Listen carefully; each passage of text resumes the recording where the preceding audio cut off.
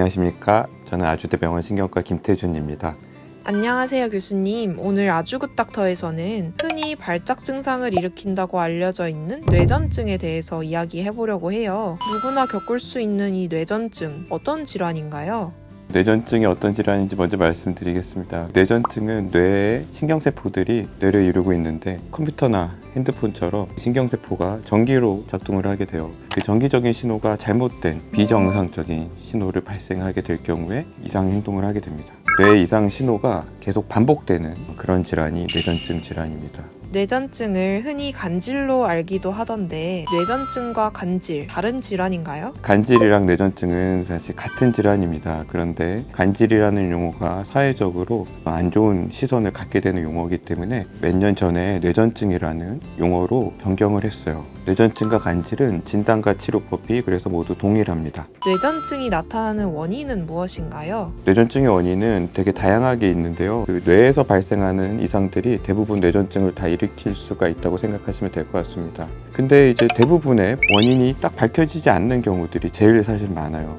3분의 1 정도는 뚜렷한 원인을 말씀드리기 어렵다 이렇게 되는 경우들이 있는데 이제 많은 원인들은 뇌의 구조적인 이상이 뇌전증의 원인이 됩니다. 뇌의 구조적인 이상을 일으키는 원인 질환은 뇌졸중, 뇌출혈이나 뇌경색 또는 뇌종양 이런 어떤 원인들이 뇌에 상처를 일으키고 그 상처가 아까 말씀드렸던 뇌의 전기 신호를 방해를 해요. 그러면 그게 합선이 돼서 머리를 이렇게 퍼져나가며 뇌전증 경련이 발생한다고 비유적으로 설명을 드리는 편입니다. 두 번째로 이제 많은 원인은 선천적인 이상이 해당을 하는데 태어날 때부터 뇌에 기형이 있는 경우들 또는 출산하면서 이상이 발생하거나 몸에 머리나 다른 이상을 같이 갖고 계신 분들이 뇌전증이 또 발생하는 경우들이 꽤 있고요. 그 다음은 뇌염을 앓았던 경우 환자분들이 있습니다.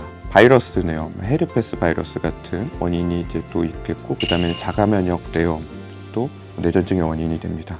뇌전증 발작 전에 나타나는 증상들은 어떤 것이 있나요? 뇌전증의 전조 증상은 환자분들마다 되게 다양하게 있겠지만 머리에서 생길 수 있는 것들은 대부분 다 가능하다고 보시면 되는데 보이는 게 이상하게 보일 수가 있어요. 그거를 저희가 시각 전조라고 합니다. 한쪽에 불빛이 번쩍이거나 눈앞이 깜깜해지거나 이런 어떤 현상이 생길 수가 있겠고 언어가 좀 왜곡돼서 들리거나 말이 잘 안 나오거나 할 수가 있겠고요. 어떤 감정의 변화가 생길 수가 있어요. 보통 뇌전증이 많이 생기는 뇌의 부위가 해마라는 부분이 그게 이제 감정을 관할하고 있는 쪽에 이제 속해 있기 때문에 불안하거나 두렵거나 이런 어떤 감정이 전조 증상으로 나타날 수가 있어요. 마지막으로는 감각 증상, 손발이 저리거나 이상 감각이 나타나거나 그런 현상들이 또 뇌전증의 전조로 나타날 수가 있습니다. 근데 이런 어떤 현상들은 다른 질환이랑 헷갈릴 수가 있기 때문에 저희 신경과 전문의랑 전조 증상이 뇌전증이 맞는지 아닌지를 좀 상의를 해볼 필요가 있겠고요. 뇌전증의 증상에는 어떤 것들이 있나요? 대표적인 증상이 이제 전신 발작인데 손과 발을 덜덜 떨면서 눈이 돌아가고 거품을 물고 심한 경우에는 이제 혀를 깨물고 이런 현상으로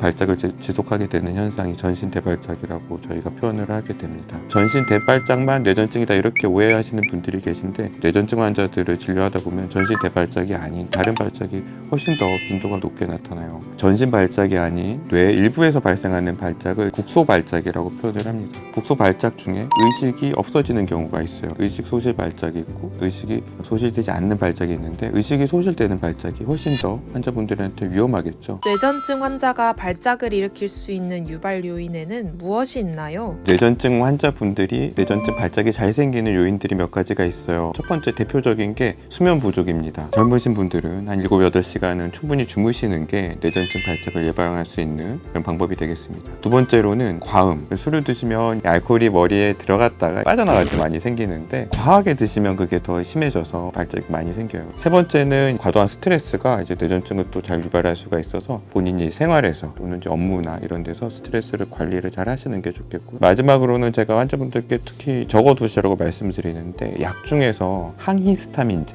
항히스타민제 중에서도 특히나 1세대가 뇌전증을 잘 유발을 합니다. 보통 이제 의사분들이나 약사분들께 약을 처방을 받을 때 다른 약이나 2세대나 3세대로 처방을 받으시는 게 좋겠습니다. 그렇다면 뇌전증을 진단하는 기준은 무엇인가요? 저희가 국제 진단 기준에 맞춰서 진단을 하게 되는데 뇌전증 발작을 24시간 간격 2번 이상으로 하게 되면 뇌전증을 진단을 하게 돼요. 발작의 조건이 있는데 유발되지 않은 발작이어야 돼요. 유발된다는 발작은 술을 너무 많이 많이 마셨다든지 충분히 못 잔 상태가 며칠 동안 지속이 됐다든지 이런 경우에는 그런 유발 요인을 피하면 뇌전증 경련을 안 할 거라고 생각을 하기 때문에 진단 기준에는 유발되지 않은 발작을 2번 이상 하면 뒤에서 말씀드린 검사랑 관계없이 진단을 하게 돼요. 뇌전증은 기본적으로 의사가 뇌전증 의심이 되는 환자분의 자세한 병력을 듣고 기저질환에 대해서 확인하는 게 첫 번째 과정이 되겠고, 약을 결정하는데 MRI나 뇌파가 굉장히 중요합니다. 처음 발작을 했었던 분들에서 MRI나 뇌파에서 반복적으로 발작을 할 가능성이 높아 보이는 이상이 발견됐을 때 뇌전증으로 진단을 하게 됩니다. 뇌전증을 치료하는 방법에는 어떤 것들이 있나요?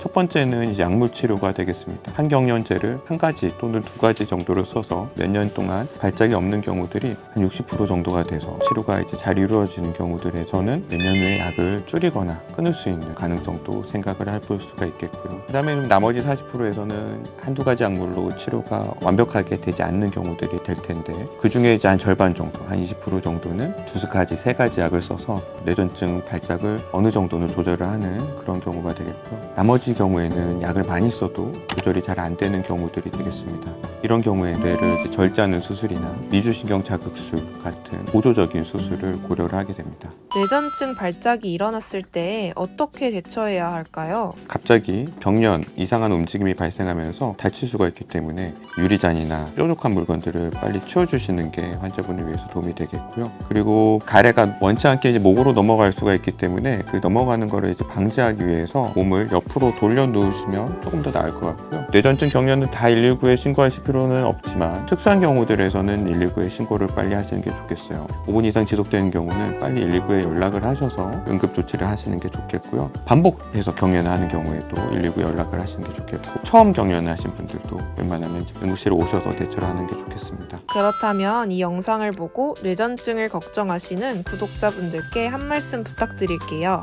뇌전증은 뇌전증 발작으로 인한 2차적인 사고가 조금 더 위험한 그런 질환입니다. 하지만 약물로 대다수의 환자분들이 뇌전증 발작이 잘 조절되고 있습니다. 예전에는 간질이라는 용어로 안 좋은 선입견을 갖고 계셨고 아직도 그런 분들이 일부 계실 텐데요. 하지만 요즘에는 인식도 많이 바뀌었고 뇌전증 치료법도 저희가 많이 개발을 하고 있습니다. 뇌전증을 의심을 하거나 뇌전증 진단받으신 분들께서는 병원으로 오셔서 전문의랑 상의하셔서 잘 치료받기를 바라겠습니다. 여러분 모두 건강하세요.